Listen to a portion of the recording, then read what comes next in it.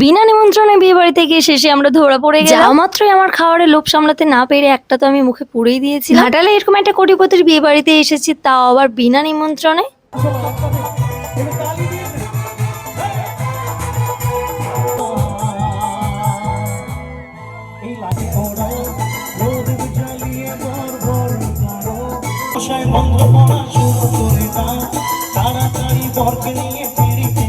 নাচানাচি থেকে শুরু করে খাওয়া দাওয়া কোনোটাই হাতছাড়া করে এরকম একটা বিয়ে বাড়িতে এসেছি আর কবজি ডুবিয়ে খাবো না, সেটা তো কখনো হতেই পারে না। তাই গণপতি বাপ্পাকে দর্শন করে ফার্স্টে চলে গেছিলাম স্টার্টারে। সেখানে ছিল হারিয়ালি কাবাব, রেশমি কাবাব, নানান ধরনের কাবাব, পনির সাটা থেকে শুরু করে রাবড়ি, মকটেল কাউন্টার, শেষে ফায়ার পান খাওয়ার পর আমার যা সিচুয়েশন হয়েছে। তো চলো বেশি দেরি করছি না, এদিকে খাওয়ার একদম শেষ হয়ে যাবে। চলো শুরু করা যাক আজকের মতন আমার ব্লগটা। तू समझा? हाँ नहीं तू समझा। সো এই প্রথমবার আমি কোনো কোটিপতির বিয়ে বাড়িতে খেতে যাচ্ছি, তাও আবার বিনা নিমন্ত্রণে। গাইস, তার মানে বুঝতেই পারছো আমার সাথে কি হতে চলেছে। তো চলো পুরো ব্লগটা দেখতে থাকো, অবশ্যই তোমাদের ভালো লাগবে। সো হ্যালো এভরিওয়ান, কেমন আছো তোমরা সবাই? আশা করি তোমরা সবাই খুব খুব ভালো আছো। আমিও ভীষণ ভালো আছি। তো আমি ভীষণই এক্সাইটেড। বিয়ে বাড়িতে গিয়ে যে আমাদের সাথে এরকমটা হবে সেটা তো আমি কখনোই এক্সেপ্ট করিনি। তো চলো তোমাদের সাথেও শেয়ার করি আমাদের সাথে কি হয়েছিল বিয়ে বাড়িতে। টান টানা, লেটস গো। তো চলো শুরু করা যাক আজকের মতন আমার ব্লগ। তবে এই চ্যালেঞ্জটা আমার কাছে একটু বেশি বড় হয়ে গেছিল, কারণ আমরা গিয়েছিলাম কোটিপতির বিয়ে বাড়িতে। মানে বুঝতেই পারছো ডেকোরেশন দেখে তোমরা। বিনা নিমন্ত্রণে খাওয়ার অভিজ্ঞতাটা ঠিক আমার নেই, যেহেতু এর আগে আমি কখনোই খাইনি। তো ফার্স্ট টাইম যেহেতু খাবো, অবশ্যই তোমাদেরকে জানাবো যে রিভিউটা কেমন হয়। বিয়ে বাড়িতে ঢোকার মুখেই আছে গণপতি বাপ্পার মূর্তি। আগে থেকে আমি জানিয়ে দিয়েছিলাম যে বিয়ে বাড়িতে ভাই কোনো ক্যাচাল যেন না হয়। বিয়ে বাড়িতে আসা মাত্রই আমরা চলে গেছিলাম স্টার্টার কাউন্টারে। তো ওখানে দেখতে পাচ্ছ ভিড়টা কতটা, কেয়ার করা যাবে, ঠেলে ঠুলে চলে গেছিলাম। তো ফার্স্টে নিয়ে নিয়েছিলাম হারিয়ালি কাবাব। তবে এটার প্রেমে আমি অনেকদিন আগেই পড়ে গেছিলাম। তারপরে একটু নিয়ে নিয়েছিলাম পনির সাটে। তো তাতে ওনা পেট ভরতে আবার নিয়েছিলাম একটা হারিয়ালি কাবাব। বরকে বললাম আমি তো সবসময় সব খাবারের রিভিউ দেই, তুমি আজকে রিভিউ দাও কেমন হয়েছে। সত্যি বলেছিল ভীষণই ভালো হয়েছে। তারপরে চলে গেছিলাম একটু চিকেন মোমো খেতে। পৃথিবীতে বোধহয় অনেক কম সংখ্যক মানুষ আছে যারা মোমো খেতে পছন্দ করে না, তবে আমি জানি না তারা কি। সত্যি বলতে এরকম সন্ধ্যেতে এরকম ধোঁয়া ওঠা মোমো খেতে আমার তো জাস্ট দুর্দান্ত লাগে। তেমন কিছু না, আমি একটু বলেছিলাম যে মোমোর রিভিউটা দাও, বাকিটা ইতিহাস। লোভ সামলাতে না পেরে আমি একটা মুখের ভেতর ঢুকিয়ে দিয়েছিলাম। তারপরে এখানে খাচ্ছে আবার পনির সাটে। তবে তোমাদের কাছে বিয়ে বাড়িটা কি জিনিস সেটা আমার জানা নেই, তবে আমার মনে হয় বিয়ে বাড়ি মানে খাওয়া দাওয়া, সাজগোজ, এই দুটোই আমার বেশ মেন পার্ট। তারপরে একটু মনটাকে ঠান্ডা করার জন্য আমরা চলে গেছিলাম মকটেল কাউন্টারে। আর এখানে দেখতে পাচ্ছ ভীষণই ভিড়। এত ভিড়ের মধ্যে মকটেল খাওয়াটা সত্যি একটা রিস্কের ব্যাপার হয়ে যাচ্ছে। তার জন্য আমরা চলে গেছিলাম একটু ফায়ার পান খেতে। আমি যেহেতু প্রথমবার ট্রাই করছি, সত্যি কি বাজে একটা অদ্ভুত ফিলিংস হচ্ছিল। যদি বলো খেয়ে কেমন টেস্ট, কেমন একটা কপুর কপুর গন্ধ আর কেমন একটা ধোঁয়া গন্ধ। বিশ্বাস করো আমার এত কপুর গন্ধ লাগছিল, তাই আমি মুখ থেকে বের করে দিয়েছিলাম। তারপরে আবার নিয়েছিলাম একটা মিষ্টি পান, বেশ ভালো খেতে। কে কে আমার মতন আছো বলো তো, যারা ছোটবেলায় বাবার পান থেকে অর্ধেক ভাগটা না। আমি তো ছোটবেলায় প্রচুর মিষ্টি পান খেয়েছি। এত ভিড় দেখে তোমাদের কি মনে হচ্ছে বলতে পারছি না, কিন্তু আমার মনে হচ্ছে এটা কোনো মৎসব না হলে মেলা। প্রথমে যেহেতু স্টার্টারে ভীষণই ভিড় ছিল, তার জন্য খুব একটা খেতে পারিনি, অল্প অল্প খেয়েছিলাম। তারপরে আবার নিয়েছিলাম একটা হারিয়ালি কাবাব। মোটামুটি হালকা ফুলকা পেটটা ভরে চলে গেছিলাম আমরা একটু বিয়ে বাড়িটা ঘুরতে। আর এখানে সবাই ভীষণ এনজয় করছিল। এখানে সামনে হচ্ছিল অর্কেস্ট্রা। আর বিয়ে বাড়িটা কিন্তু ভীষণই সুন্দর করে সাজানো হয়েছিল। লোক দেখতে পাচ্ছ এত। তারপরে দেখলাম যে এখানে মকটেল কাউন্টারটা একটু ভিড়টা কমেছে, তার জন্য আমরা চলে গেছিলাম এখানে। সত্যি মকটেলগুলো ভীষণই টেস্টি আর ভীষণ ভালো খেতে। চলো আজ স্টার্টারে কি কি আইটেম ছিল তোমাদের সাথে একটু শেয়ার করি। ফার্স্টেই ছিল ফুচকা, তারপরে হারিয়ালি কাবাব, রেশমি কাবাব, আর ছিল পনির সাটে, আর তার সাথে ছিল চিকেন মোমো। আর ভেজ মোমোটা ছিল না। তো তারপরে ছিল পান, ফায়ার পান, এমনি নর্মাল পান। তারপরে তো তোমরা দেখতেই পেলে যে মকটেল কাউন্টার। তারপরে ছিল যে রাবড়ি জিলাপি, আর ছিল চাউমিন, এগ রোল, আর তার সাথে ছিল ফ্রুট, আর ছিল কফি। মোটামুটি বলতে গেলে স্টার্টারেই ছিল 8-10 রকমের আইটেম। তারপরে এখানে এসে দেখলাম যে সবাই ভীষণ নাচানাচি করছে।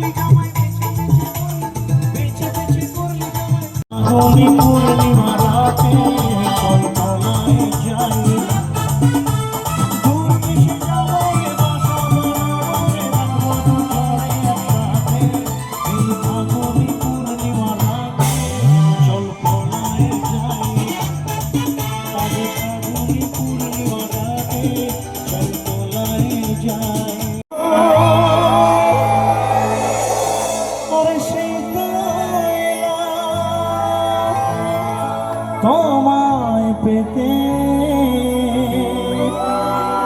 হাজির হলাম।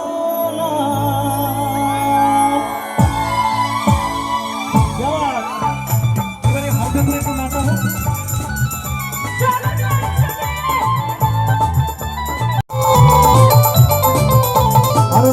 করে আবার বিয়ের সময় বেজেছে, আর চোখ তুলে দেখো না কে এসেছে, নতুন করে আবার বিয়ের সময়। দেখুন একটু জোরে তালি দিন, জোরে তালি দিতে তখন সবাই একসাথে একটু তালি দিয়ে দিন।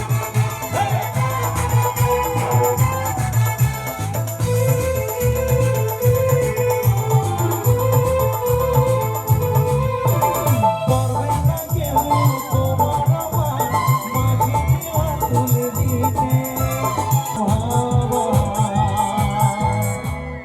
এই লাইনটা তুমি গাও না। তাই তো কাছে এলাম সবাই মিলে উলুধ্বনি হোক। আরে শাক বাজাও উলুটা খুশিতে ওড়াও, প্রদীপ জ্বালিয়ে ঘর ঘর করো। শাক বাজাও উলুদাও খুশিতে ওড়ো, প্রদীপ জ্বালিয়ে ঘর ঘর করো। যাবো যখন ভালোবেসেছি, শাক বাজে দিদি নিয়ে যেতে এসেছি। যাবো যখন ভালোবেসেছি, বলতে বলো স্বপ্ন হলো সত্যি আমার, যে না এলে, যে না এলে। অল্প আছে, একটু জোরে তালি দিন। আরে এখন থেকে তাকে যদি না একটু সাহস দেন তাহলে কি করে হবে? যে না এলে কাছে আরে কুরুত মশাই মন্ত্র পড়া শুরু করে দাও, তাড়াতাড়ি বরকে নিয়ে পিড়িতে বসাও। একটা বিয়ে বাড়িতে সব থেকে অসম্পূর্ণ জিনিস হচ্ছে এই নাচানাচি। নাচানাচিটা না করলে ঠিক বিয়ে বাড়ি বলে মনে হয় না। নাচানাচির পর্ব শেষ করে আমরা চলে গেছিলাম মেন কোর্সে, কারণ রাতটাই প্রায় অনেকটাই হয়েছে, আর আমাদের যেহেতু মানু আছে তাই ছোট, তো তাই তাড়াতাড়ি বাড়ি যেতে হবে। বলতে গেলে মেন কোর্সের মেনুতে প্রায় 25 রকমের আইটেম ছিল। স্টার্টারে খেয়ে তো প্রায় আমি অর্ধেক পেটটা ভরিয়ে নিয়েছিলাম, জানি না এখানে কতটা কি খেতে পারবো। মেন কোর্সে কি কি খাবার আছে সেটা আমার শর্ট ভিডিও দেখলে তোমরা বুঝতে পারবে। মেন কোর্সে আমি খেয়েছিলাম সাদা ভাত আর তার সাথে নিয়েছিলাম মাটন। এই দুটো জিনিসই আমার বেশ ভালো লেগেছে। মাটনটা ভীষণই জুসি আর নরম হয়েছে। বেশিরভাগ অনুষ্ঠানেই কিন্তু রসগোল্লা হয়, কিন্তু এই বিয়ে বাড়িতে হয়েছিল কাঁচা রসগোল্লা, যেটা খেতে ভীষণই ভালো ছিল, এমনি রসগোল্লার থেকে একটু বেশি সুন্দর। খাওয়া দাওয়া কমপ্লিট করে যখন আমরা বাইরে বেরালাম দেখলাম ভীষণ চারিদিকে ঝড় উঠছে। হ্যাঁ, তবে বিয়ে বাড়িটা একদম শেষের পথে, লাস্টেই একদম আমরা খেয়েছি। ঝড়টা আস্তে আস্তে ভীষণই বাড়ছে আর আমরা ভাবছি কি করে বাড়ি যাবো। তো ওখানে বেশি দেরি না করে আমরা ঝড় মাথায় নিয়েই বেরিয়ে পড়েছিলাম বাড়ির উদ্দেশ্যে। আর চারিদিকটা দেখতে পাচ্ছ ডেকোরেশন সব ঘেঁটে যাচ্ছে। তবে আমরা নিজেকে যতই বড় ভাবি না কেন, প্রকৃতির কাছে আমরা সবাই কিন্তু নত হতে বাধ্য। ঝড়ের মধ্যে দিয়ে আমরা এতটা স্পিডে বেরিয়েছি মানে ভাবনার বাইরে। তো আজকের মতন ব্লগটা এখানে শেষ করছি। ভালো লাগলে অবশ্যই একটা লাইক করে যেও। সবাইকে জানাই শুভরাত্রি।